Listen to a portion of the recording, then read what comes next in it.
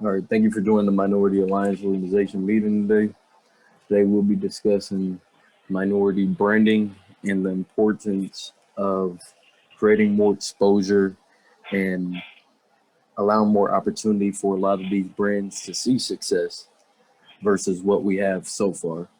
Um, Secondly, we'll be discussing a little bit about the voter turnout and how the numbers this year are looking a lot better than what they were looking in 2016 as far as how many people had already voted by this point. So we're hoping that we can continue, people actually getting out there and voting and continue and putting pressure, uh, make a change in office and things of that nature. No, now speaking on branding within the minority community and things of that nature, two brands that I was just paying attention to this week when doing my research was the Shaq brand and the Stephon Marbury brand, and how in America these brands actually do really, really horrible in the market and revenue and how much they pull in every year versus in Asia, they do a ton better in Asia than they do over here in, uh, Shaq's and Stephon Marbury's own countries and amongst their own people, which, that doesn't seem to add up for me when these are the people who we should be supporting, who are actually trying to contribute to our communities and things of that nature, especially with Shaq. I mean, he does over a million different things I know personally for minority communities every year. So for us to, and not say we shouldn't go buy Jordans or Nikes or anything of that sort, but we rush to go buy Jordans and support Jordan. But I mean, I'm pretty, I'm not positive on the difference in percentage of what they get back to each of their community, but I know Shaq, personally does a tremendous amount amongst his communities in Miami, amongst his community in LA, and amongst the community in Atlanta for sure. Just to name a few. You know, and I know that his love spreads further than that. So I don't understand when it comes to the sense of exposure why uh, we aren't seeing ads for a lot of these brands being ran on Facebook, on Instagram, Snapchat, things of these such, you know, that we're using every day. I mean, we're supporting brands that are not supporting our community. So I feel like that's an issue. So when it comes to inside of, the lack of exposure through ads, I know Mark was telling me that this week there's a little bit he wanted to speak on that. So I'm gonna go ahead and let you take over on that, and Mark. Okay, so there are a couple of things that stand out. When I think about that lack of kind of exposure and recognition. One of the things that I find to be fascinating about it, even though you have Stephon Marbury, who was a relatively well-known name, some for the right reasons, some for the wrong reasons, but Shaq being an absolute iconic figure, right? And so why wouldn't that resonate in the community? Well, one of those things is, and we'll talk more about this in a little bit, but when you think about the type of capital, not just in starting up a company and starting up what you're trying to do, but also in the message that's being put out by those companies.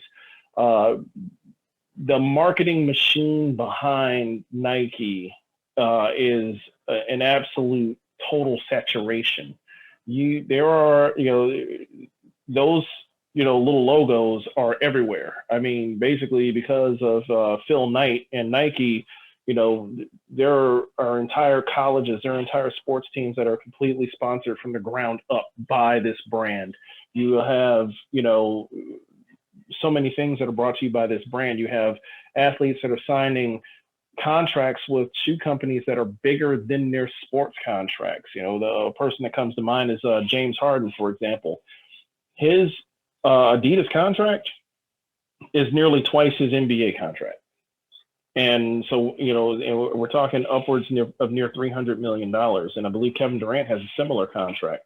And, we already know some of the details on LeBron's contract is it's just way out there. So those things have, with that type of saturation of name recognition, constant advertisement, constant, this is the brand, this is the brand, this is the brand. it kind of creates this, situation where, those are the only recognized brands, and those brands are kind of tied when it comes to the, a lot of the minority community when it comes to these things, because of the different things that we're dealing with when it comes to that self-esteem that we've talked about before, when it comes to like, how do you get recognized? How are you seen? How are you perceived?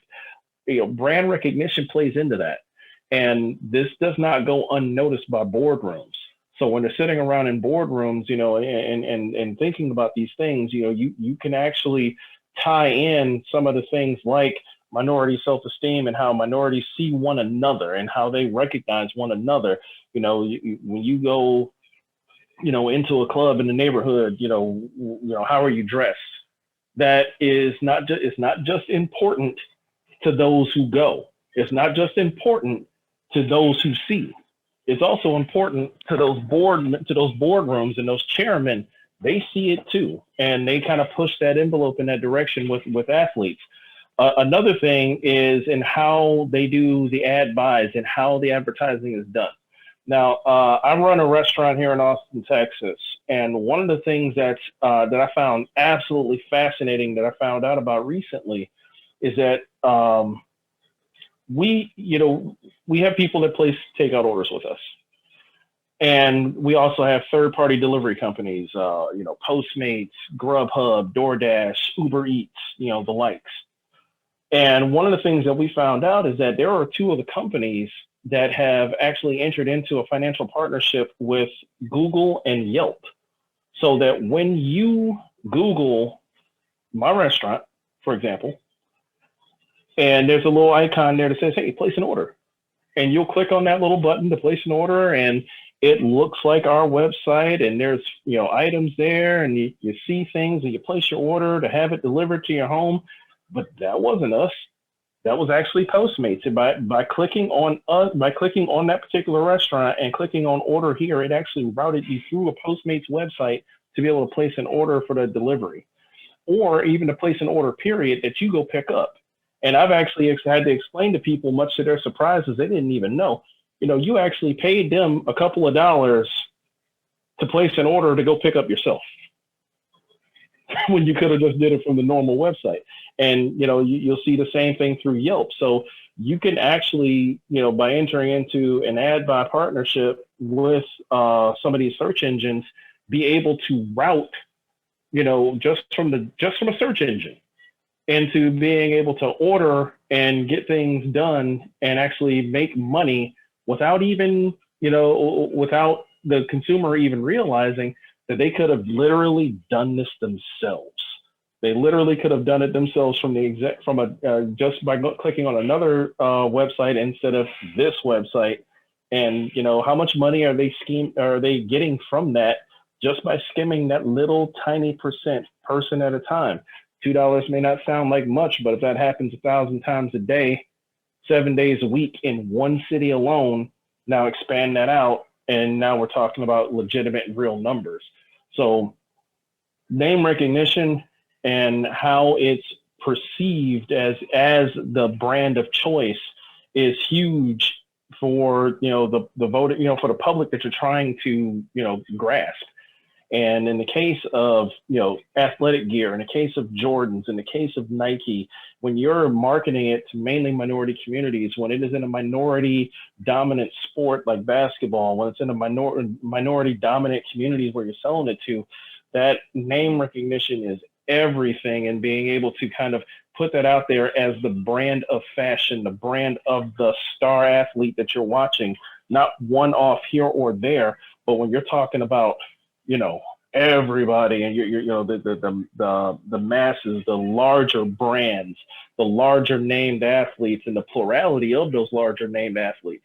Because yes, you had Shaq out there, but how many athletes does Nike have under their umbrella? How many does Adidas have under their umbrella? So it's that plurality also that's really huge toward that name recognition.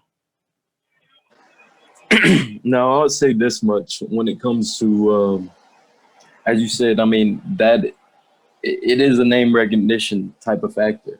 But when you don't have the name recognition for a lot of these smaller business entrepreneurs and our local designers, people within our community who are trying to find a foothold within the fashion industry. Is 10 times, I believe, harder for them, often to even get, a clothing item within a store, to say the least. So I think, on that end, there has to be some initiative at some point to build a, more so minority geared Amazon, eBay type of company to where all of these brands can actually be on one platform that can make it a lot easier for people to actually do business with these brands and be able to support these brands and things of that nature. Yeah, I would definitely say that you know, although it does also that also takes a certain amount of capital and partnership, but you there's a much I would say more conducive line by going towards online sales, towards going towards social media advertising, a lot of the attaching some of the advertising and attaching some of the brands of some of these local businesses to some of the some of the things that we see as far as like when people make TikTok videos, for example, and you're putting out a wacky dance or there's somebody doing a song, things like that. There are all sorts of little advertisements that people can actually drop into those, and just by having a few of those things go out there and go viral, that is a very cost-effective way to actually be able to get items in front of more and more people. Because again, it's more about how many eyes get to it and how much intrigue can you get if you don't have that sort of mega machine behind you, and you're because a lot of minority businesses are going to end up with very little capital or self-funded. So, being able to kind of put some things out there, use the social media platforms, use the viral nature of social media platforms is probably, the most innovative and best shot that a lot of these companies have right now, and being able to, quickly, generate interest in their product. I mean, for me, it was more so on. I know sent your article. I know you said you had a quick second to look at it. I Hmm. mean, I agree with you when it comes to the whole, we have to use the platforms that we have available now. Especially, I know to even get a item on Amazon or to be featured on Amazon and things of that nature, it's a ton of hoops you got to jump through on that end, and you know, many people are not gonna, get to that featured role to where their ads are popping up when you go on these sites and things of that nature. So Right. that's why I was saying, I mean, I don't, I wouldn't say where it should come from, but I mean, even if it's a conglomerate group of people who are willing to put forth, as you said, it does take a little bit of capital, but it has to be some group within the minority community that is willing to put forth the capital to build these type of things, you know, for the minority community to be able to for these brands to see the exposure, that you see normally on these other sites, and I mean, that's at the end of the day, I think that is the one only true answer to being able to get to that extent of equality in that area of having our brands, as front and center as other brands and things of that nature. Absolutely. And, I think that's something that, and obviously we can, kind of post some of the snippets and some of the things that we're looking at earlier on this subject onto the site for members to see. But yeah, the more investment that you can get from the minority community into the minority community, obviously, that's the absolute best way to have a stable foundation for some of these businesses. Some of the stuff that I was speaking on is some of the ways that somebody can kind of get their name out there as they seek some of that greater line of venture capital, and some of the things when someone is attempting to kind of get started out on their own. But you're absolutely right on that. When you look at some of the conglomerates that people are putting together, and who've been able to get out there, and people who've been able to, kind of form some investment groups and be able to back a minority-owned company that has, a great idea, whether it be in tech or logistics or, mail order things, even makeup. And, we see that those things, have a tremendous effect. And once somebody is able to get that foothold, they can become a pretty powerful, voice in the minority community as far as being able to get a business out there and have some recognition and get that capital going. So, these are kind of, with what you're talking about and some of the things that I'm talking about, there are a couple of different ways that, someone can go from having what they feel is a great idea with no way, without knowing how to put it out there, to being able to actually get some things going and get that foothold. I would say, I've really been harping on this, and why it really does weigh on my heart is the situation of even when you go on Uber Eats now and things of the such, uh, you're starting to see businesses. Uh, how can you say this in a nice way? Capitalize on the current environment of Oh yeah. minorities, and not against Uber because I use Uber Eats myself. I mean, I'm not against them or anything of that nature, but to see a lot of the excess capital that comes from that interaction still going out from the minority community instead of us actually receiving the capital from these situations and things of that nature, it just doesn't sit with me well. So that's why I say, even with Amazon, I think they have a button now, to where you can, look for more minority owned businesses on Amazon, and yet Amazon is still making the excess on that, on that business. So, I mean, I know that they're an established business, and yes, that still does help more minorities, get their foot in the door in certain areas, and that's cool and all. But we, as far as the tech sector and things of that nature, I believe we got to start seeing more of a push, of more ownership from minorities in that field and things of that nature, to where a lot of this capital can be recirculated within our communities and not took into other communities and circulated. Absolutely, that is the goal. I mean, when we look at these, companies, they are able to kind of prey upon all of those particular things. I mean, obviously, the pandemic that we're going through right now is almost tailor made to make Amazon money, and it's definitely done that. And being able to take advantage of, some of the different things that they've been able to capitalize on, it is it does give a spotlight, as you said, but at the same time, let's not lose sight of who's the one actually making money here. So, if that's something that can be definitely done by a group or a collection of minority owned businesses to be able to, kind of put their heads together and get some things going, towards, whether it be discounts to use a particular platform that they control, the shipping discounts and different things that they can do to kind of bring attention to a conglomerate of businesses that they control. We'll begin to see a better, not even, but a better circulation of minority owned capital flowing through a minority community. Yes, sir.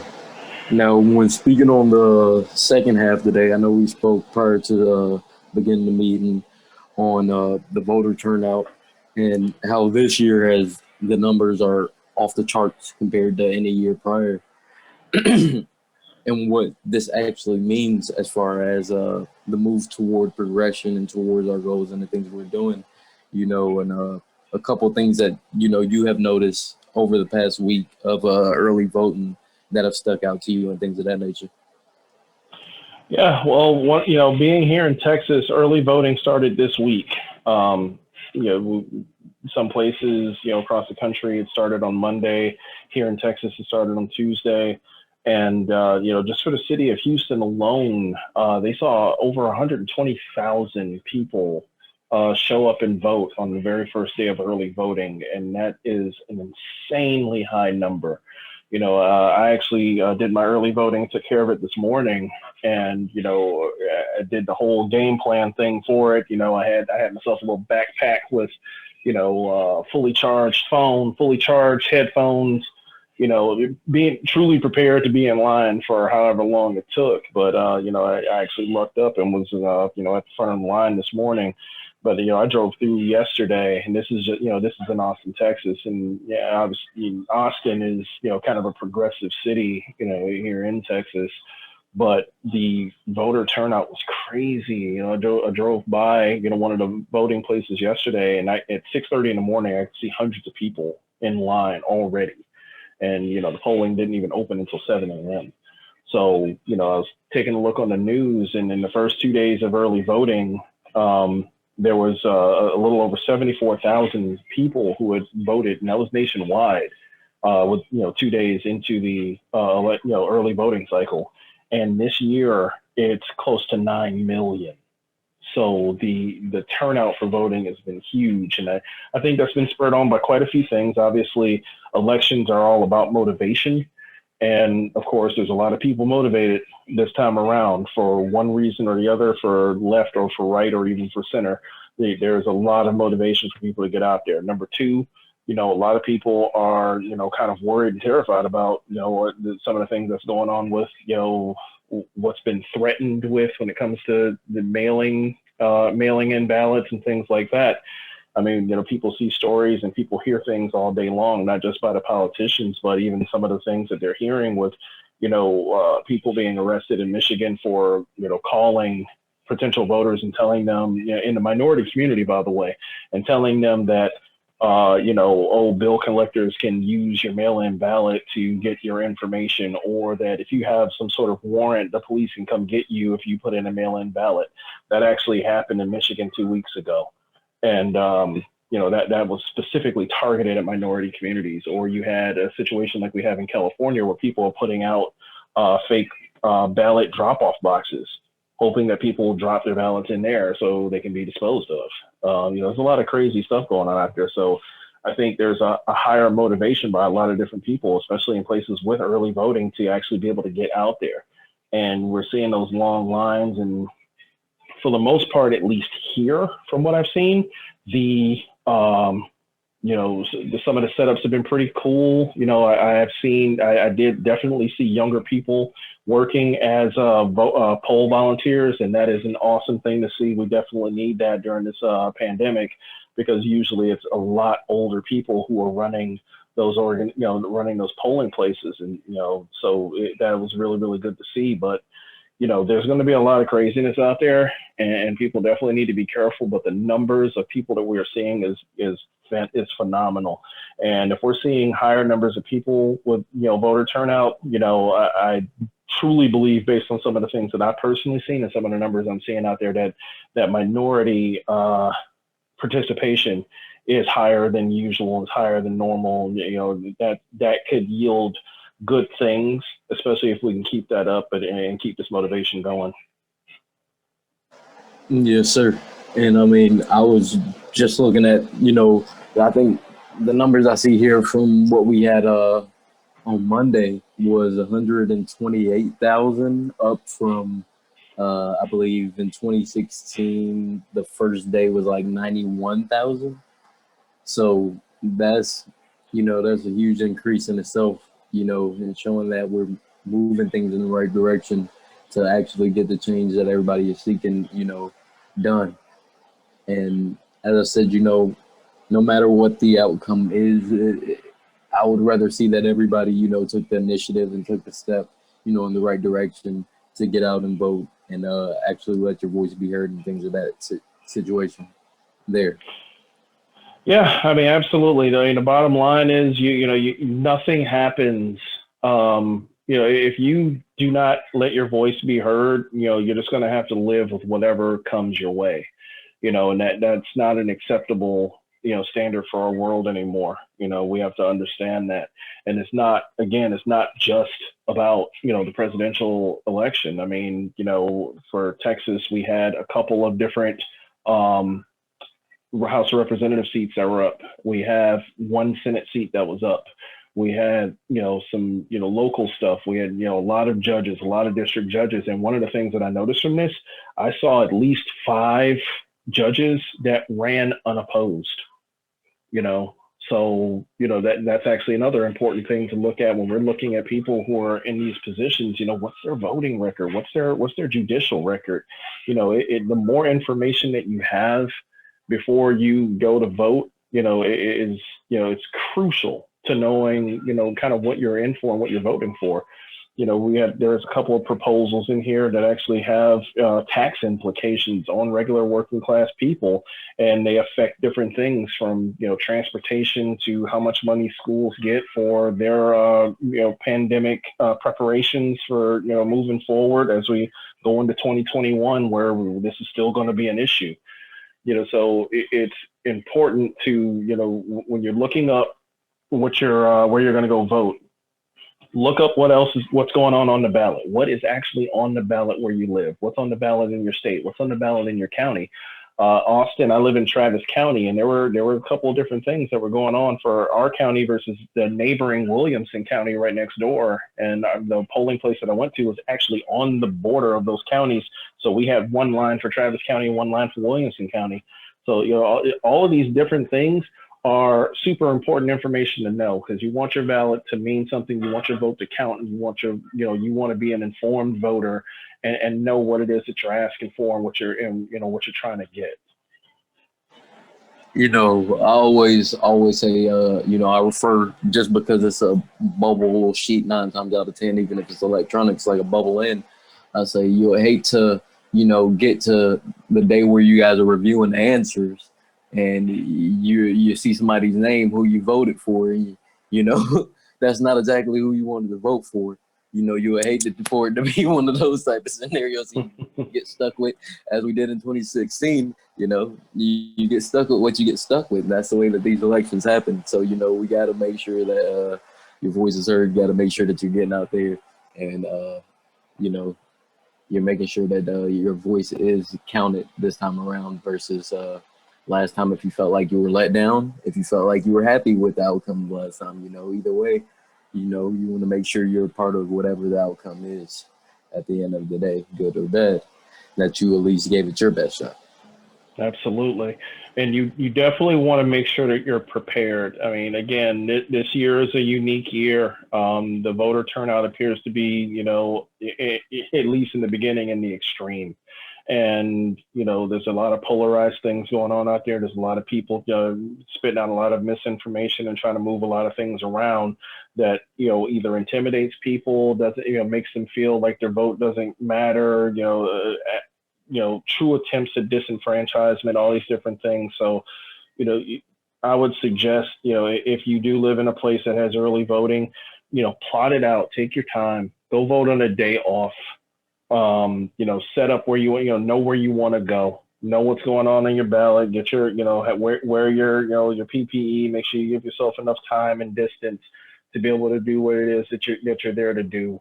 Know what kind of voting system you have, as you just said, whether it's, the types of ballots you guys use, things like that. I mean, the ones that we used here were pretty cool. You actually, they give you like a little finger cot to, for protection, because you're going to sign in an electronic device, and then they give you, a paper ballot that goes into a machine, and you push your button for all the people you're voting for, and that came out on a barcode on that ballot. It came back out of the machine, and then you put it into the ballot collection device, and it was pretty smooth and pretty easy. But unfortunately, we don't have a uniform system for voting in this country. I mean, there are different things. What happens in Georgia is not what happens in Florida. What happens there is not what happens in North Carolina. So it's super important. The more you know, and the more you're prepared. So I give yourself enough time, give yourself enough space so you can stay safe, so you can be informed, and so you can take care of business. And then also,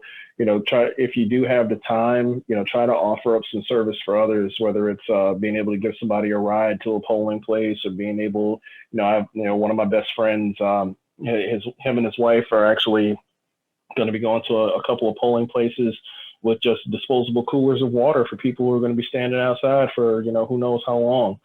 anything that you can, anything you can do to be a part of this process, is a blessing. So, please pay attention and please be involved. Yes, sir. And as you said, I know I put up the post for people who stay in the metro Atlanta area.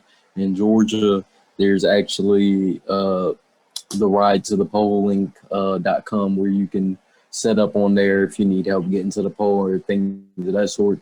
You can actually go onto the page and look for the link, or you can go ride to the poll.com and actually find you a local situation or where somebody could come pick you up and take you to your local poll station there. Yes, As absolutely. we, as we said, we gotta make sure. I mean, I don't know how many times I'm gonna say this over this week, but I mean, it is a huge emphasis this year, and I will say it a million one times if I got to.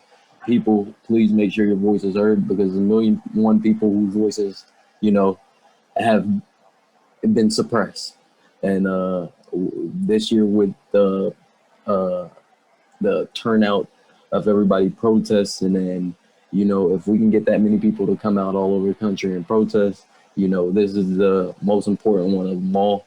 If you're not if you're unhappy with certain things that are going on in your area, certain things that are going on in the country, this is the true way to change it.